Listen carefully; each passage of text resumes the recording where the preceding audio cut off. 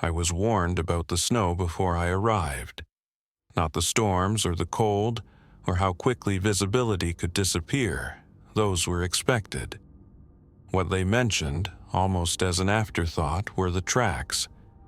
They told me the area would look empty most of the time. Just snow. Clean, uninterrupted snow stretching away from the buildings in every direction. And if I ever saw footprints where there shouldn't be any, I was told not to follow them. They didn't explain why. They just said it the way people do when they've learned not to ask questions themselves. The station sat alone against the snow like it had been placed there deliberately, far enough from anything else to avoid interference. A low structure, utility built. No unnecessary angles or features. From a distance, it looked temporary, but I was told it had been there longer than most of the surrounding equipment. The road disappeared a few miles back. From there, it was tracked vehicle only. The driver didn't speak much once the buildings came into view. He slowed down, pointed out the fuel storage, the antenna, the perimeter markers half buried in snow. Everything he mentioned had a purpose. The weather was steady when I arrived, cold but predictable. No wind, snow falling lightly, the kind that accumulates without calling attention to itself.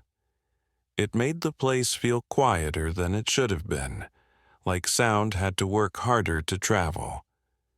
Inside, the station was warmer than I expected. Functional heating, fluorescent lights, the hum of equipment running somewhere behind the walls. Nothing felt abandoned or neglected. It felt maintained. That mattered. I was shown where I'd be staying, how the rotation worked, what my responsibilities were. Observation, logging, routine checks, most of it could be done indoors. The schedule was strict but reasonable. Before the driver left, he handed me a laminated sheet. Emergency contacts, weather protocols, radio procedures. And at the bottom, almost as an addendum, a single line I recognized from the briefing. Do not follow the tracks. It wasn't highlighted, no bold text, no warning symbols. It sat there quietly, like a reminder rather than a rule. I asked what it meant. The driver hesitated, just long enough to notice. Then he shrugged and said it was easier not to think about it too much. That sometimes the snow didn't behave the way you expected, and it was best to leave it alone. He left shortly after. By the time the vehicle disappeared into the white, the snowfall had already started to soften the path it had taken. The tracks blurred, edges dissolving as if the ground were trying to forget they'd been there. I stood outside longer than I needed to, watching that happen. Then I went inside and began my first shift. For the first few days, the snow did exactly what snow is supposed to do. It fell. It accumulated. It erased small mistakes. Each morning looked like a reset. The ground outside smooth and unbroken except for the perimeter markers and the faint outlines of equipment buried just beneath the surface. I logged weather conditions, checked instruments, filled in forms that no one responded to. The work was repetitive enough that I stopped thinking about time and started thinking in intervals instead. That was when I noticed the tracks. They were close to the outer fence, far enough from the building that I wouldn't have seen them if I hadn't been doing a routine visual sweep through the windows. A single line of footprints, evenly spaced, heading away from the station. They weren't fresh.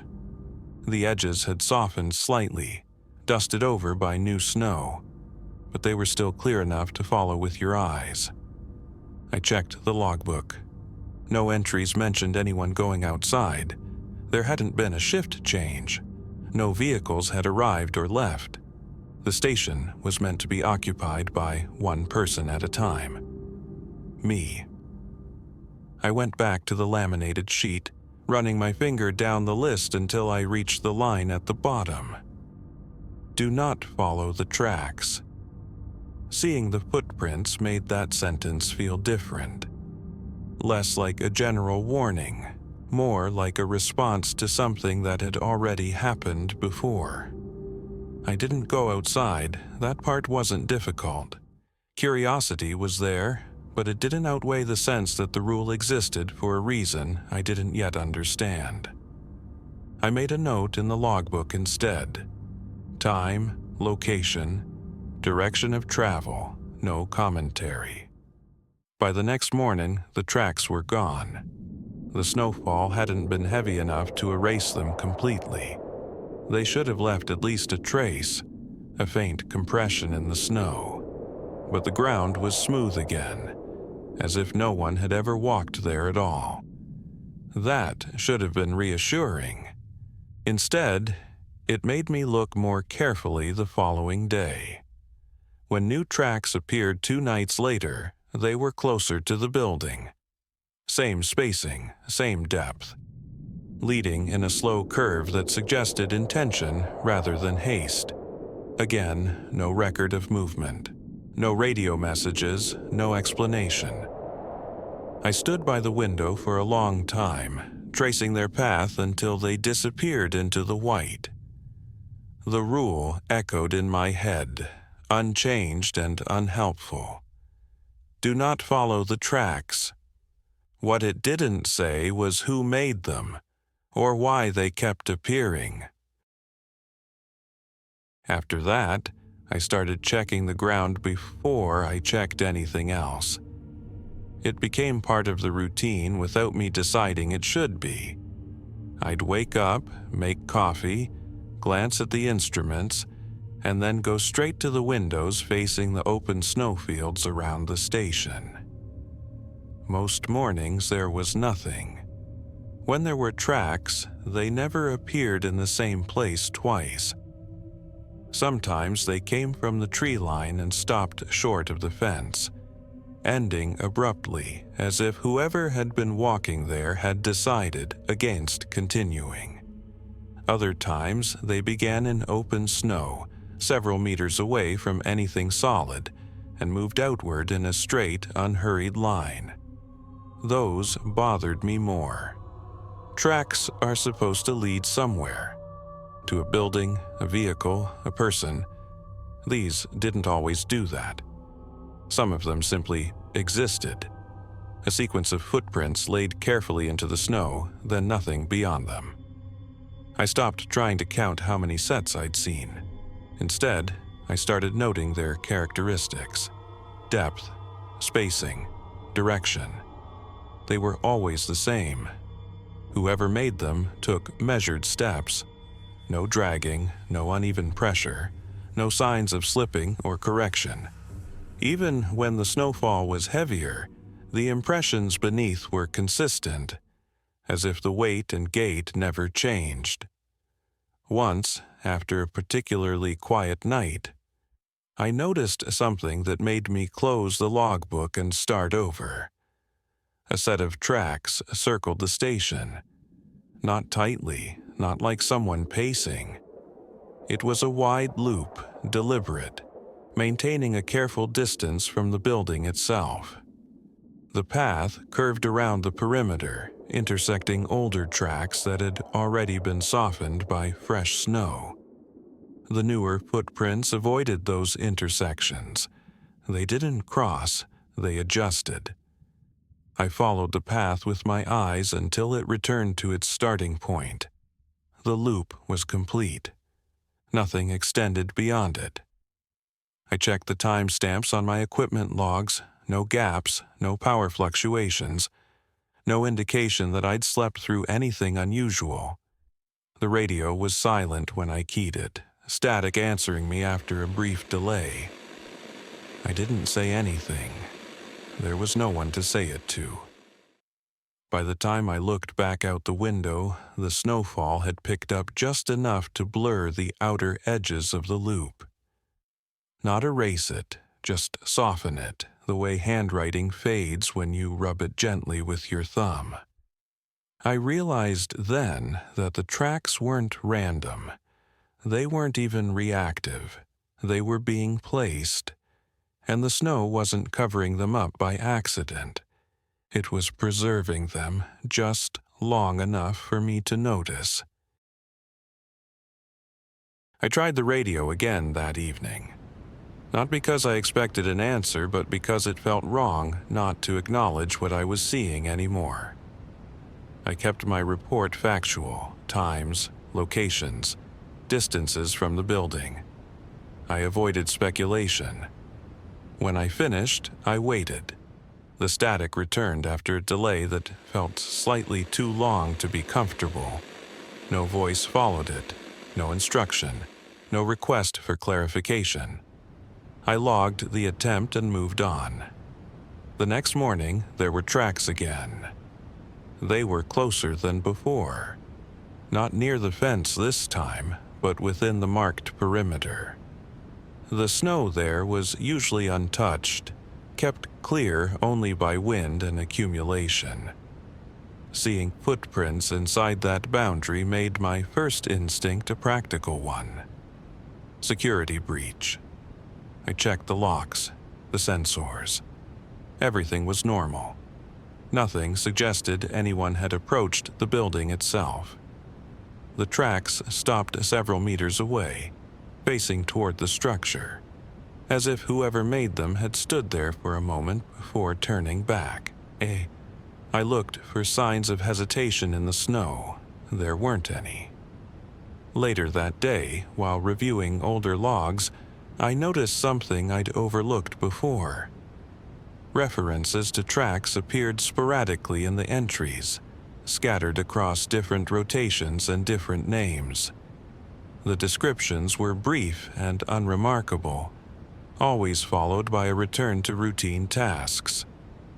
What stood out wasn't what they said, it was what they didn't. No one ever described following the tracks. No one ever noted where they led. The language stopped at observation and never went further, as if the act of continuing the thought had been deliberately avoided. Some entries mentioned snowfall that erased the tracks overnight. Others noted their disappearance without explanation. A few simply stopped mid-description and resumed with an unrelated task.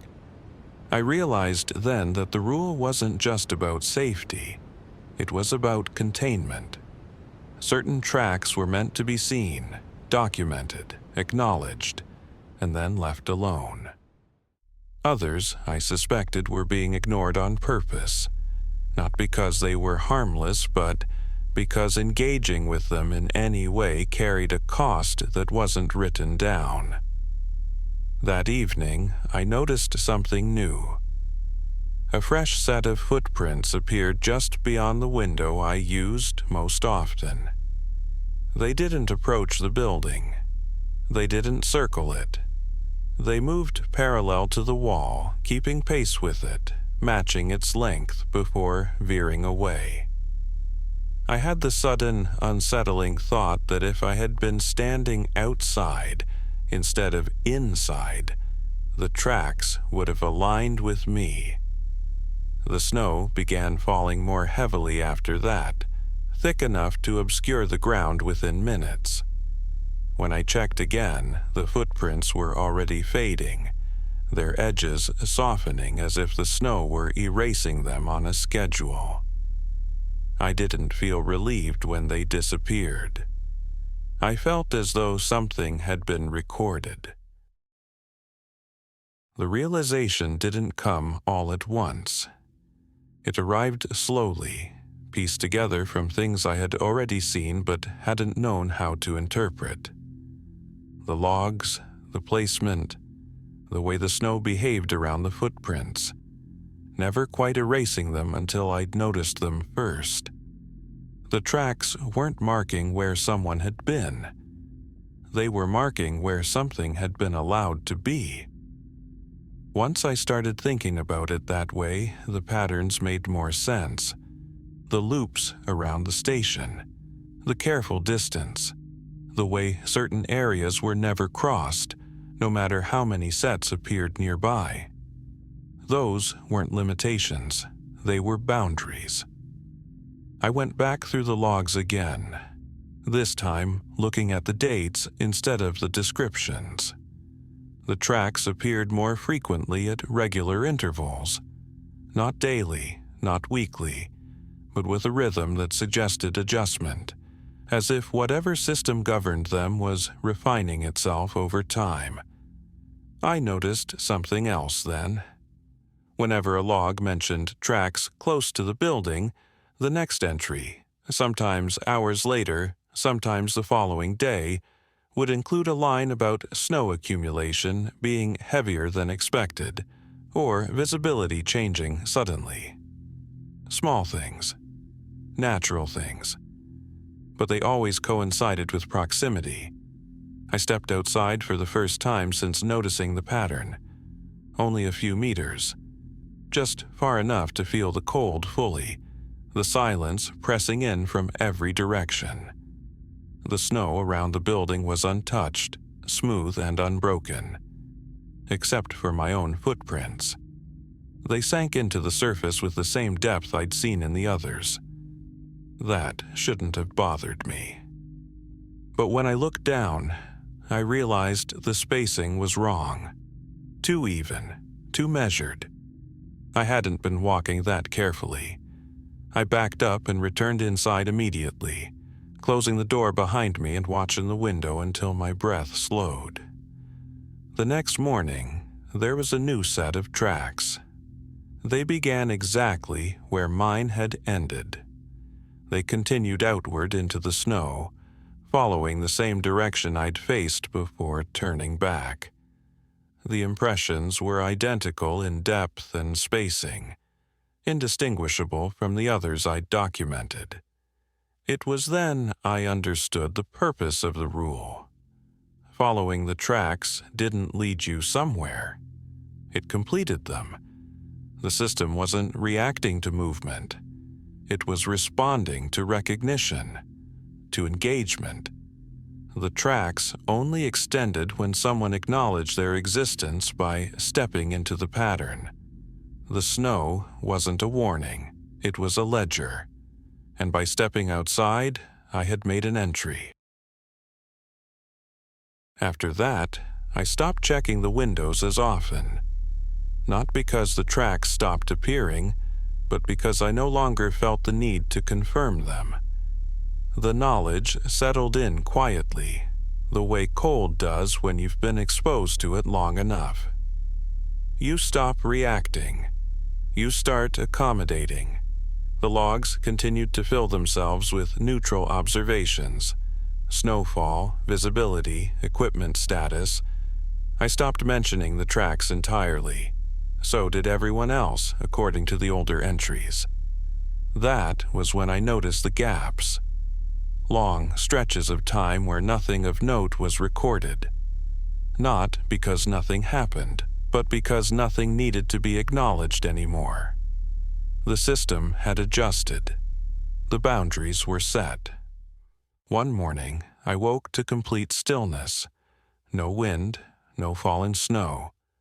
The kind of quiet that feels deliberate rather than natural. I didn't need to look outside to know what I would see, but I did anyway. The ground was untouched. No loops, no wandering lines, no half-formed paths waiting to be finished. Just a smooth, uninterrupted field of white extending beyond the building in every direction. It should have been reassuring. Instead, it felt like confirmation. I checked the perimeter markers, all visible, all standing. No indication of movement anywhere near the station. My own footprints from the previous days were gone as well, erased cleanly, as if they had never existed. I realized then that the pattern no longer required my involvement, The tracks had never been an invitation. They were a test of awareness, a way to determine whether the observer would interfere, whether they would insist on understanding something that functioned perfectly well without explanation.